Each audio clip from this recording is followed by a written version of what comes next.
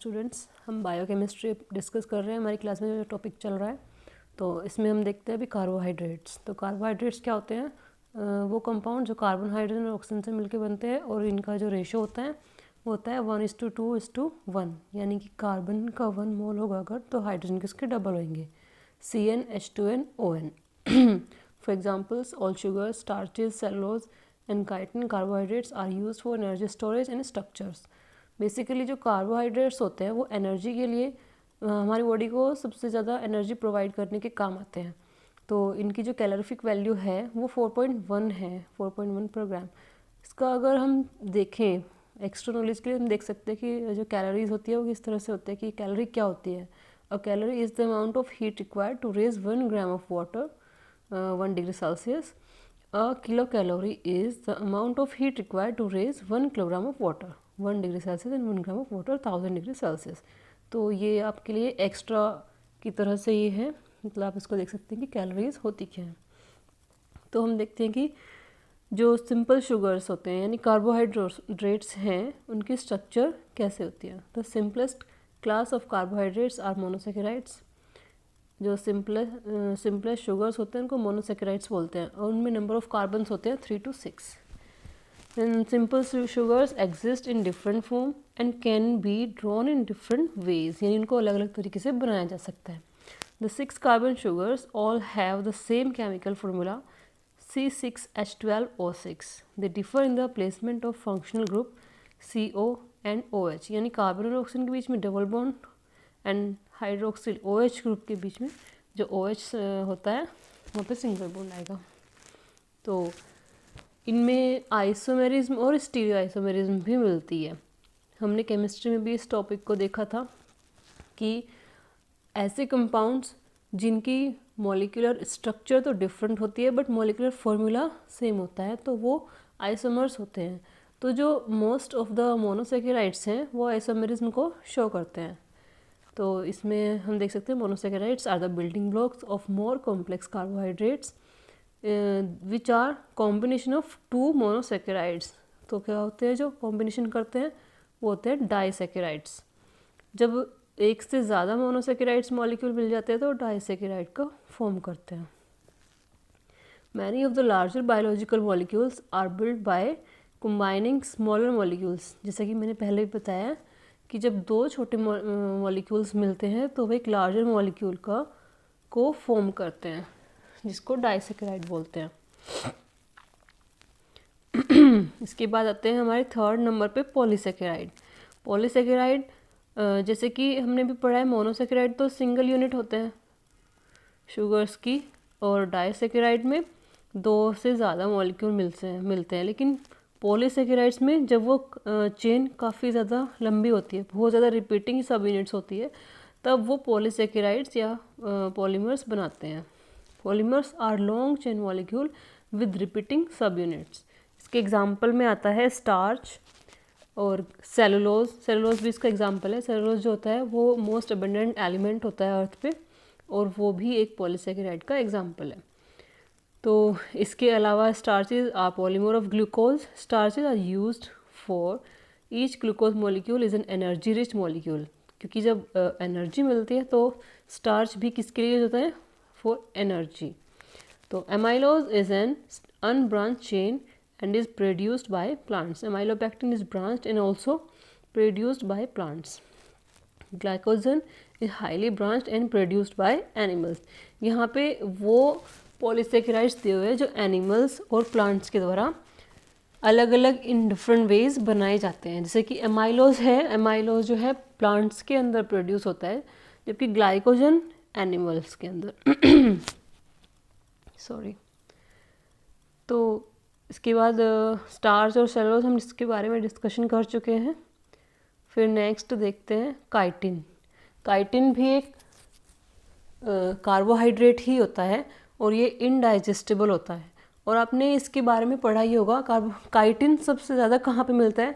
जो phylum Arthropoda होता है उनके एक्सोस्केलेटन में, इसके अलावा फंजी की सेल वॉल में।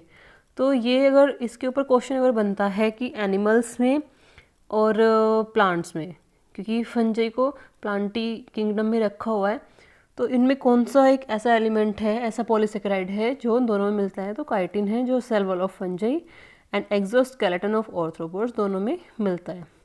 तो इसकी स्ट्रक्चर अगर देखें, even though chitin doesn't strictly follow the ये CnH2nOn का रूल फॉलो नहीं करता है, बट फिर भी इसको स्ट्रक्चरल पॉलीसेकेराइड कहा जा सकता है। ठीक है। देन इसके बाद हमारा नेक्स्ट बायोमोलिक्यूल आता है lipids, a chemically diverse class of organic molecule that are grouped together because they are all largely non-polar. Because they are non-polar, they are soluble in organic solvents like chloroform, benzene, acetone, paint, thinner, etc. and insoluble in water. हमने solubility के concept पे पहले ही काफ़ी discussion किया हुआ है कि like dissolve like, यानी कि जो नेचर में सेम होते हैं सिर्फ वही आपस में डिज़ोल्व हो सकते हैं। तो जो लिपिड्स हैं, क्योंकि वो हमें पता है कि वो नॉन पोलर होते हैं, उनके ऊपर चार्जेस नहीं हैं, अगर हम सिंपल लैंग्वेज में बात करें तो वो सिर्फ नॉन पोलर सॉल्वेंट्स में ही डिज़ोल्व हो सकते हैं, जैसे कि बेंजीन हो गया, क्लोरोफॉर्म है, एसीटोन है, इस तरह के कंपाउंड्स में ही डिज़ोल्व होंगे लिपिड्स। जबकि वो जो पोलर सॉल्वेंट्स होते हैं जैसे कि वाटर है, अल्कोहल है, इन सब में डिज़ोल्व नहीं होंगे। The major classes of lipids are fatty acids, natural fats, phospholipids and steroids. Lipids have many functions including energy storage, cell membrane structure, vitamins यानी बायोकेमिकल हेल्पर्स एंड हॉर्मोन्स। यानी जो lipid होते हैं वो अलग अलग हमारी बॉडी में अलग अलग जगह पे अलग अलग फंक्शन शो करते हैं। Fatty acids are long chain carbon molecule with many carbon hydrogen bonds and a carboxyl group COH on the end. The carboxyl group can ionize releasing an H ion. They come in two varieties, saturated fatty acids and unsaturated fatty acids. अब मैं यहाँ पे fatty acid क्यों discuss किया है, क्योंकि जो lipids या फैट होते हैं उनको उनके फॉर्मेशन में फैटी एसिड्स दोनों तरह के, यानी सैचुरेटेड भी और अनसैचुरेटेड भी दोनों तरह के फैटी एसिड्स यूज़ होते हैं। Saturated fatty acids have no carbon double bond carbon bonds. All carbons in the chain are bonded to as many hydrogens as possible. Unsaturated fatty acids have some carbon bond यानी double bond होता है इनमें, and carbon chain is not completely saturated. ये काफ़ी basic सा topic है, यानी basically ये कह सकते हैं ना कि जिसमें डबल या ट्रिपल बॉन्ड होता है वो अनसैचुरेटेड होते हैं, और जिनमें सारे के सारे बॉन्ड सिंगल हो और एक एक मॉलिक्यूल से जुड़े हो तो वो क्या होते हैं, सैचुरेटेड। तो फैटी एसिड जो हैं वो किसके कंपोनेंट है, मैंने बताया अभी, जो नेचुरल फैट्स होते हैं यानी फॉस्फोलिपिड्स होते हैं वो उनके कंपोनेंट होते हैं, यानी कि फैट्स में फैटी एसिड्स मिलते हैं। ये इनका स्ट्रक्चर है, काफ़ी कॉम्प्लेक्स स्ट्रक्चर होती है इनकी नेचुरल फैट की। तो आप इसमें देख सकते हैं, इसको सिंपल वे में हमने क्लास में भी डिस्कस किया हुआ है कि कैसे इसको हम बना सकते हैं ईजिली। तो जो ये तो हमने बोला ये कि एनर्जी स्टोरेज के काम आते हैं ये, इसके बारे में आप नोट्स रेडी कर लेंगे यहाँ से। इसके बाद देखते हैं एनिमल फैट्स कितनी तरह की होती है, अनसैचुरेटेड फैट और फॉस्फोलिपिड यानी स्ट्रक्चरल लिपिड। तो ये यहाँ से आप इसके नोट बनाएंगे। नॉन पोलर और पोलर ये हमने डिस्कस कर लिया था। जो कोलिन ग्रुप होगा वो पोलर होता है और हाइड्रोफिलिक होता है यानी कि वाटर लविंग, जबकि बाकी का मॉलिक्यूल नॉन पोलर होगा और इनसॉल्युबल इन वाटर होगा, और जब इनसॉल्युबल इन वाटर होता है तो उसको बोलते हैं हाइड्रोफोबिक नेचर।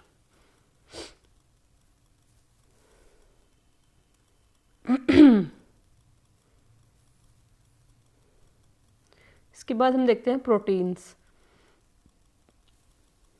जो प्रोटीन्स होते हैं the most functionally diverse class of biological molecules. Protein diversity is the basis of diversity of life. Everything that organisms are composed of, all parts are made of by protein. यानी कि protein जो है वो हमारी body में सबसे ज़्यादा functionally diverse होता है और हमारी बॉडी में काफ़ी ज़्यादा रिक्वायरमेंट प्रोटीन की होती है। प्रोटीन सर्व एज एंजाइम्स यानी कि biological catalyst for defense, transport, support, motion, regulation and storage. Proteins have a gross caloric value of 5.7 kilocalorie per gram, but metabolism of proteins creates toxic nitrogenous waste. यानी कि जब protein का metabolism होता है तो उससे जो है टॉक्सिक एलिमेंट्स बनते हैं, जो नाइट्रोजनस वेस्ट होते हैं टॉक्सिक, जैसे यूरिया। क्योंकि हमें पता है कि नाइट्रोजन इसका मेन कंपोनेंट होता है प्रोटीन की स्ट्रक्चर। प्रोटीन किससे बनते हैं? अमीनो एसिड से, और अमीनो एसिड्स का बेसिक जो स्ट्रक्चर होता है उसमें नाइट्रोजन होता है। There is about 0.9 kilo calorie पर gram cost in processing, thus proteins have a net caloric value of 4.8 kilo calorie gram. Net निकाल के, यानी कि जो हमारा वेस्टेज होता है उसको निकाल करके इसमें बचता है 4.8 किलो कैलोरी पर gram. Because of the toxicity of the by products of protein metabolism, proteins are not a good food source for providing energy. Proteins are a necessary foodstuff for building new proteins. यानी कि जो muscles बनाने के लिए, body building के लिए, muscles में basically protein की रिक्वायरमेंट होती है। बट अगर हम बात करें एनर्जी की, तो एनर्जी के लिए ये उतना अच्छा नहीं होता है। एनर्जी प्रोवाइड कौन करता है ज़्यादा अमाउंट में? कार्बोहाइड्रेट्स या फिर लिपिड्स। तो इसमें हम टेबल में देख सकते हैं जो इनके फंक्शन है, अलग अलग प्रोटीन्स के फंक्शन और उनके एग्जाम्पल। ठीक है, आप इस टेबल को ध्यान से देखेंगे। फिर ये हमने डिस्कस किया था कि proteins are the polymers of amino acids, और there are 20 different amino acids used in proteins. All have a similar structure, they have a central carbon and amino group and a carboxyl group. यानी कि एक amino acid में amino group और carboxyl group दोनों present होंगे। तो जो polymers होते हैं एमिनो एसिड्स के, वो पेप्टाइड बॉन्ड के द्वारा जुड़ते हैं, और जब बहुत सारे पॉलीमर्स जुड़ जाते हैं तो उनको बोलते हैं पॉलीपेप्टाइड। इस तरह से प्रोटीन का फॉर्मेशन होता है। ये डाइवर्सिटी ऑफ प्रोटीन है, आप इसको देख सकते हैं।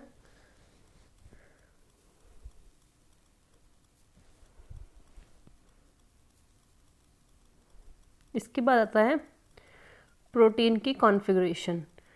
प्रोटीन के कॉन्फ़िगरेशन की बात करें तो उसमें 4 तरह की कॉन्फ़िगरेशन मिलती हैं: primary, secondary, tertiary and quaternary. ये इनके स्ट्रक्चर पे डिपेंड करता है कि उन्होंने किस तरह की स्ट्रक्चर बनाई है। जो प्राइमरी होती है वो बिल्कुल सिंपलेस्ट होती है, द एमिनो एसिड सीक्वेंस। इसमें एमिनो एसिड्स एक सिंपल चेन में जुड़े रहते हैं, एक सीक्वेंस में। जैसे नीचे एग्जांपल दिया हुआ है, methionine, glycine, histidine and tryptophan, lysine, इस तरह से सारे जुड़े होते हैं। ये इसकी स्ट्रक्चर हम देख सकते हैं। उसके बाद आता है सेकेंडरी। सेकेंडरी में क्या होता है? इसमें कॉइलिंग हो जाती है, यानी कि जो पॉलीपेप्टाइड चेन है वो कॉइल्ड हो जाती है, तो सेकेंडरी स्ट्रक्चर बनाती है। फिर इसका एग्जांपल होता है बीटा प्लेटेड शीट। फिर उसके बाद आती है इसमें एक क्वेश्चन ये बनता है कि इसमें कॉइलिंग किस तरह से होती है, यानी कॉइलिंग का रीज़न क्या होता है? तो उसमें हाइड्रोजन बॉन्डिंग हो जाती है पोलैरिटी की वजह से, जिस वजह से इसमें कॉइलिंग हो जाती है। फिर आती है tertiary structure, the bending and folding of the polypeptide in 3D space due to the interaction of the R groups distant amino acids. तो ये होती है इनकी टर्शरी स्ट्रक्चर। फिर आती है quaternary structure, the interaction of different polypeptides, यानी अलग अलग काफ़ी सारी चेन्स जब आपस में इंटरेक्ट करती है तो क्वाटरनरी स्ट्रक्चर का फॉर्मेशन करती है। इसके बाद आती है